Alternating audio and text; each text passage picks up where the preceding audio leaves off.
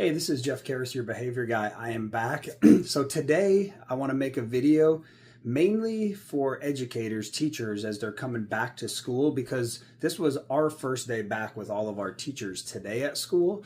But also parents, this is great to hear because you can get a glimpse into the mind of a teacher and how things are set up in the classroom. And I will give a little bit of feedback for parents at the end as well. So teachers, when we come back, now's the time we're setting up our rooms. Usually everything's pushed to the side, you're coming back to set it up. And it is very important to think about that organization of your classroom. I have a classroom observation checklist that I used with my teachers, and I use with them to think about behavioral things, considerations, just different things that impact student behavior in a class. So one of the things that I always talk about is the organization. Where are you setting up your desks?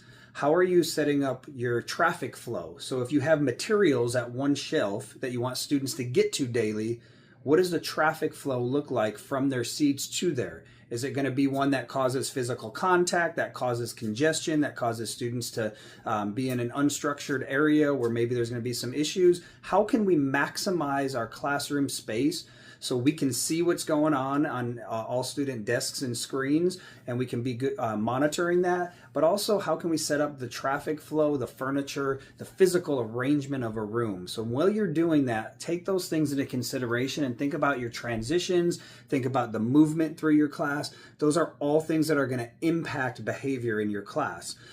Think about where students are going to be looking. When you're teaching and you're doing your mini lessons, where are students going to be looking in your room to make sure that everybody has that access and they're not having to turn around to look at you or making it uncomfortable. So really set that classroom up knowing that.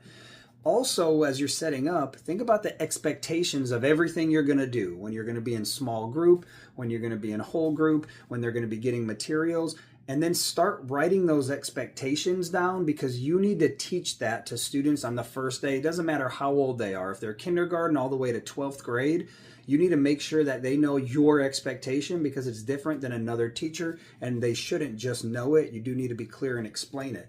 So while you're setting up the room, make sure you're making those schedules, those objectives that you're having, and those expectations, so they can be posted for students to see, and you can really go through them as students are coming back. Now for parents, what I want to say is it is great to know your teacher's expectations. So if they have a document that they post, it'd be great for you guys to ask for it, because then you could reinforce that at home, and that helps everyone working together to accomplish the same mission. All right, I'm going to talk a little bit more about that tomorrow in the next video I post tomorrow, and I'll post a little visual. This is Jeff Karras, your behavior guy. I'll see you later.